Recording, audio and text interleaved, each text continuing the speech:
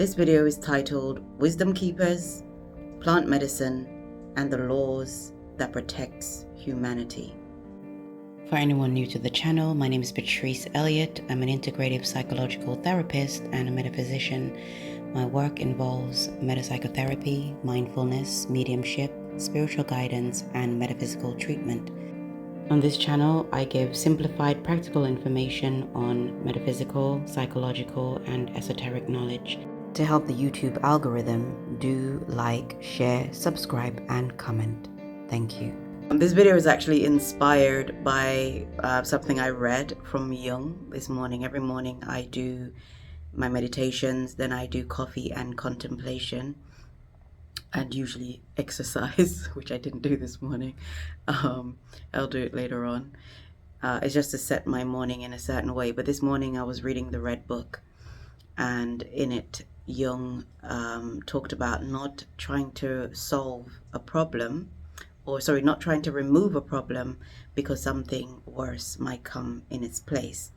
And also Rudolf Steiner talks about this, not removing things that we don't understand because something worse might replace that.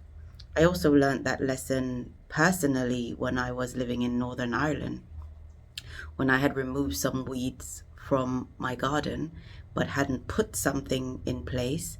And one day I took a nap in my office, and when I woke up I looked outside the window and I saw these horrible looking weed, worse perhaps than the ones before, certainly uglier. And that's when I learned that lesson about not removing things unless you have something better to replace it, so we don't leave space for other things to grow. This is taken from Matthew 12:43 to 45, and this is the Passion Translation. When a demon is cast out of a person, it roams around a dry region looking for a place to rest, but never finds it. Then it says, "I will return to the house I moved out of."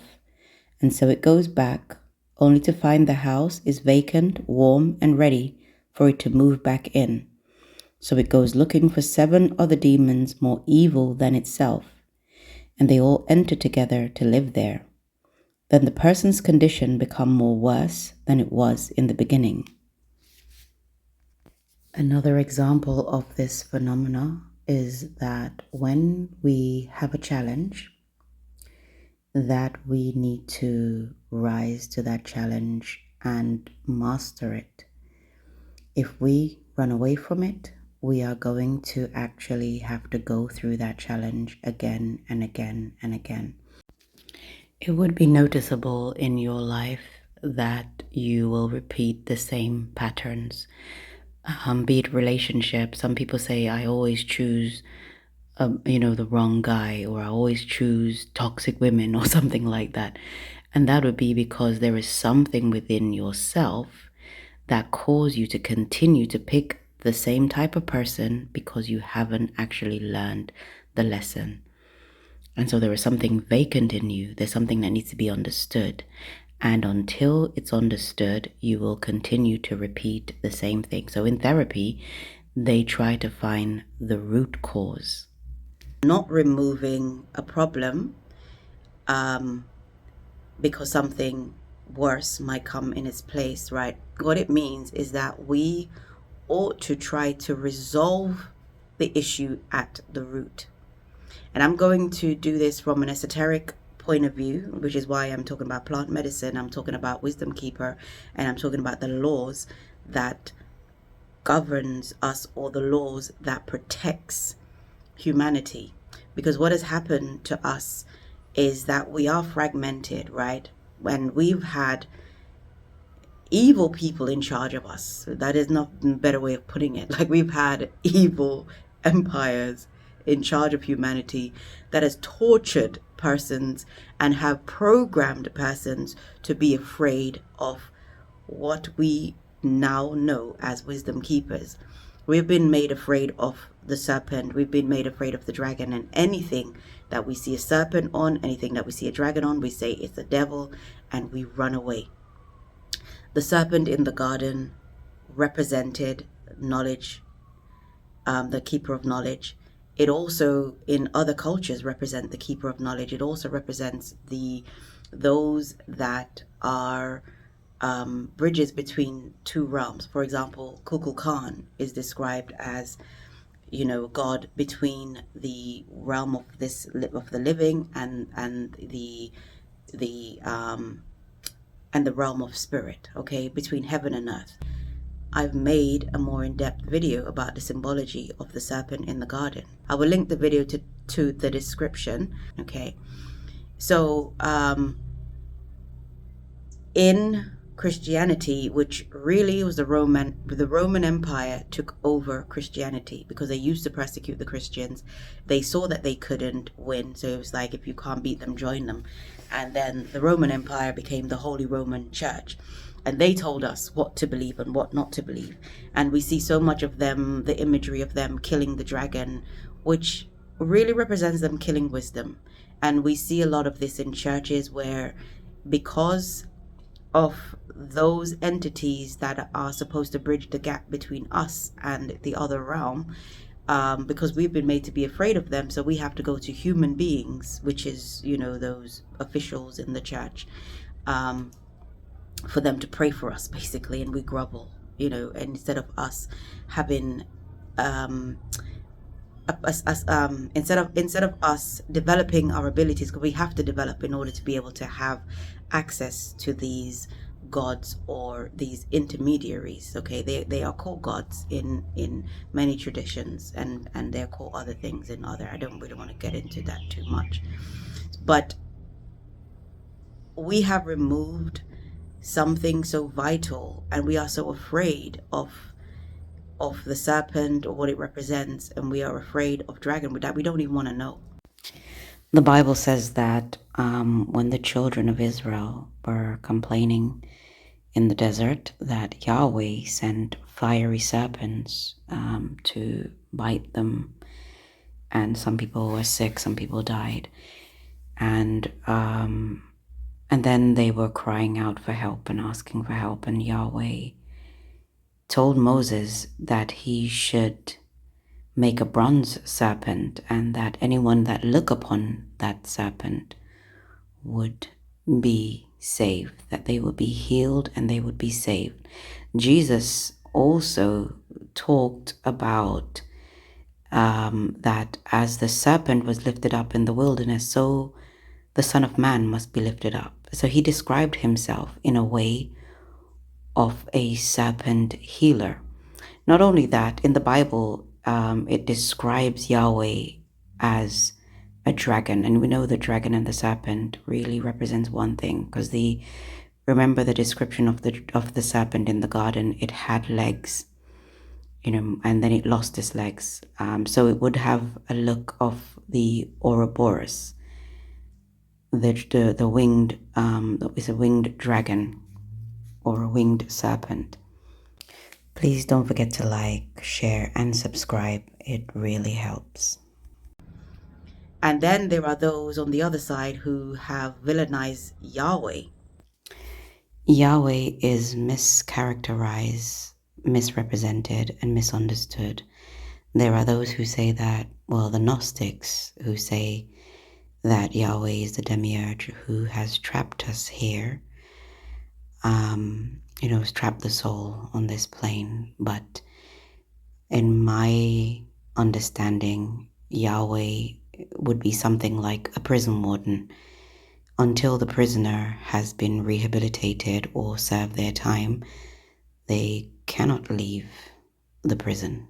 Earth, rather than looking at it as a prison, I'm just using that as an example, but Earth is a school, okay? And we came here, some of us came here from other places. This is what starseed mean. And some people came here to help others to evolve. Some came and to evolve themselves, because you're evolving whilst you're here. So in some explanations, some souls have come here to train, because this is the most difficult plane. And then people forget who they are and get trapped here because of the density and the forgetfulness, and then we get caught up in evil deeds that keeps us anchored here. Also, ascended masters return here to help, and then sometimes they forget who they are and end up getting caught in the sins. Well, the old-fashioned word, sins. People don't like that word. They get caught up doing evil deeds that again anchors us because we forget. And also we talked about the star seeds that come here. Sometimes also they forget. There are also earth beings that are evolving. So earth itself is evolving. So the creatures here are evolving. And so until they reach state of human and then learn the lessons, because you could spend a long time here on earth. Right, so that's one side. Yahweh also represents the law. Okay, these are the laws that Hermes talked about. There are 8 laws, so 7 that we know of, and there's an 8th one that not everyone knows about. So Yahweh represents the law, and this is why Christ said that he did not come to abolish the law, but to transcend it. And Hermes teaches us that we can use one law above another, right? So we cannot do without the law. We cannot do without Yahweh. And if we try to be lawless, or we forget the principles, the Hermetic laws, which are also called Hermetic principles, if we forget the principles that governs us, we get into trouble. This is what karma is. Yahweh also represents karma. This is why Yahweh seems so terrible. You know, like for example, the fiery serpents, and then the healing, you know, or hardening Pharaoh's heart, and then delivering the people. There's a lot of you know, even the wars, and you know, where Yahweh is fighting on one side. Yahweh also represents the ego.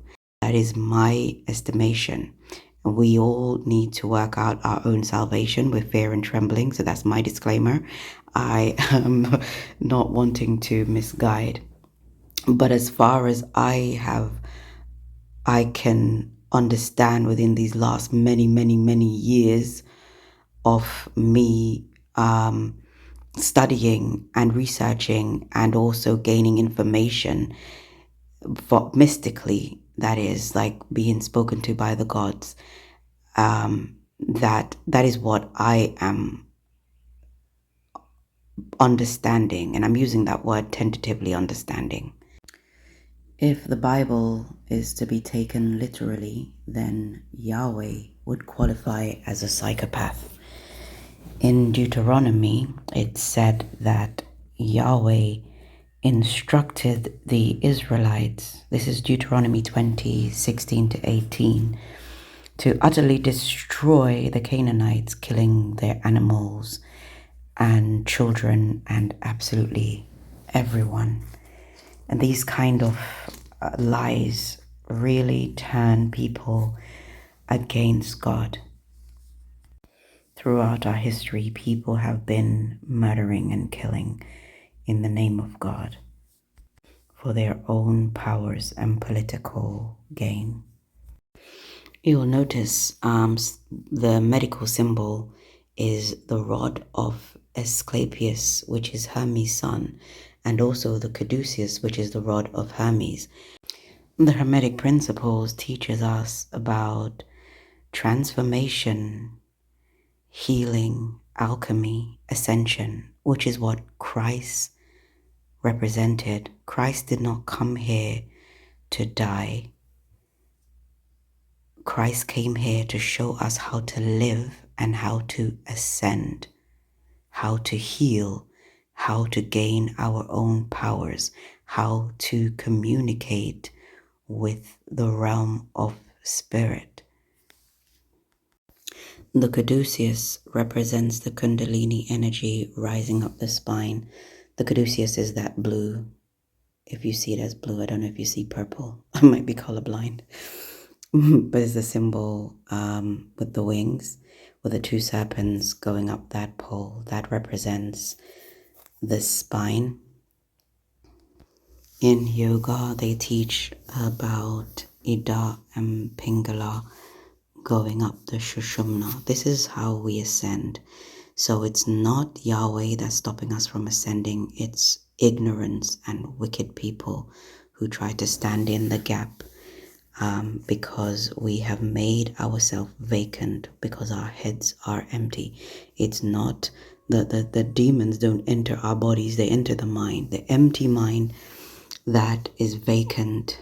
And so we need to make sure we are seeking knowledge and that we have the knowledge so we can refute these demons so they don't have space in us. As a society, we are currently experiencing the dystopia and the chaos and the absolute madness of us being displaced and being removed from the knowledge of our connection with Earth and with the gods, and those gods who are wisdom keepers, those gods who maintain the knowledge of our oneness with each other and with the source. And so now we've seen the confusion. You've only got to look at TikTok and YouTube to see all of the things. I don't have to name them here. You can see that humans don't know what they are anymore. People have a sense that something is missing, but they don't know what it is. This is one of the things that plant medicine helps with. Plant medicine helps us to remember who we are, to remember our connection, and it also helps us to heal from things like anxiety and fears. But so many persons are already afraid. They're calling plant medicine a drug. It's a medicine. What the pharmaceuticals create in their labs, those synthetic versions of nature, that is what a drug is, because those things destroy our organs. So I was inspired to come. When I say inspired, is putting it lightly. I went through what they call the fire dance, which is when they totally destroy your life and you have to move forward and you have to go back home. This phase that I'm in now is called the earth initiation. So the first is called the fire initiation. When they told me about the fire initiation, they hi oh they said you will do the fire dance, which obviously I didn't know what that meant. But it turns out to be the fire initiation. This one is called the earth initiation, and it said that nobody fails this. So once we get this far, we won't fail, which I have to hold on to that because I tell you, it's not easy. I'm currently in Jamaica building a spiritual retreat, specifically a psilocybin retreat and shadow work, which means depth work. Whenever we say shadow work, it just sounds totally scary, but it's not. Shadow is the part of ourselves that we hide. And so it could be the shadow of the ego. It could also be the soul's shadow, and also our collective shadow. Those who try to destroy knowledge, no matter what they do, they cannot destroy the knowledge, even if no matter how many people they burn or drown or discredit. All through history, they've tried to destroy monuments, burn our books, and destroy people, but the plants preserve the knowledge. This video has a lot of twists and turns, but it's important that we understand how intricately everything is interwoven. And as it says in the law of correspondence, which is one of the Hermetic laws / principle, as above, so below. As with the spiritual, so with the natural. Psychological games and conditioning has been at play for thousands of years.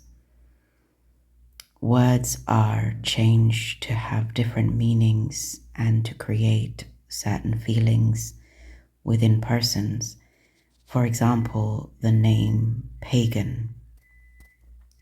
Pagan will conjure up a lot of evil in the minds of many.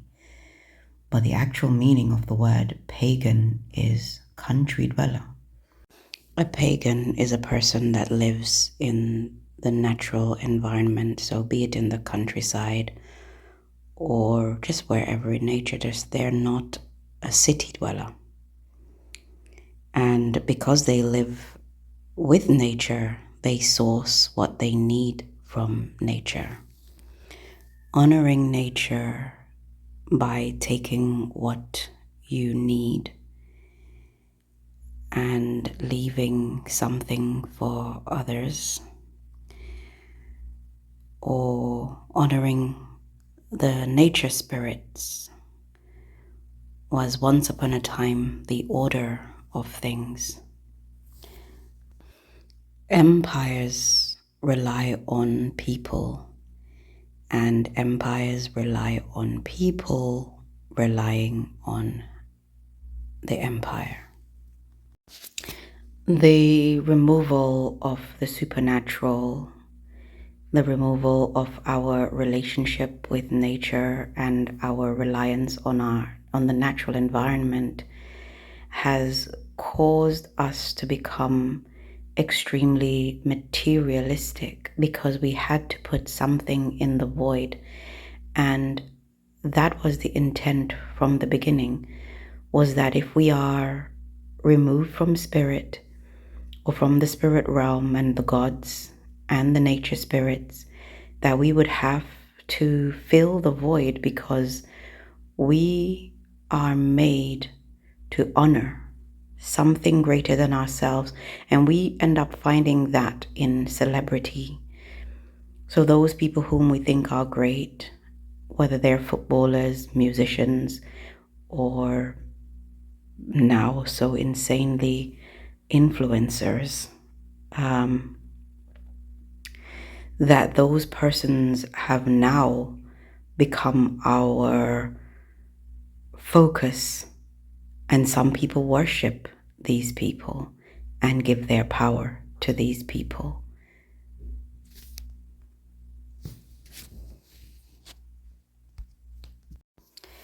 There has been a systematic campaign by Orthodox religion to induce phobia against the gods of other cultures, to enforce religious, intellectual, moral, and racial supremacy. We can fight against tyranny by deciding to use our voices and by seeking truth and not being afraid of being called evil or being said. I was told by a person commented on my channel that I was trying to make people Satan's footstool, which is very interesting. And that is because this person is so brainwashed that she dares not think for herself. I believe in benevolent spirits, and I believe that my Creator is good, and I do not believe my Creator wants to stop me from seeking knowledge. A good God would not punish any person because they live in harmony with nature, and because they do not abuse nature, and because they love their neighbors as Christ taught us, and that we love each other, and that we live in oneness with each other. How could a God that is good and benevolent punish you for that? This is what a Christian person who is listening, who is afraid, This is the question that you need to ask. Christ says that we ought to have the power to do greater things than he did, and yet Christians claim that it's the devil that gives persons like me power.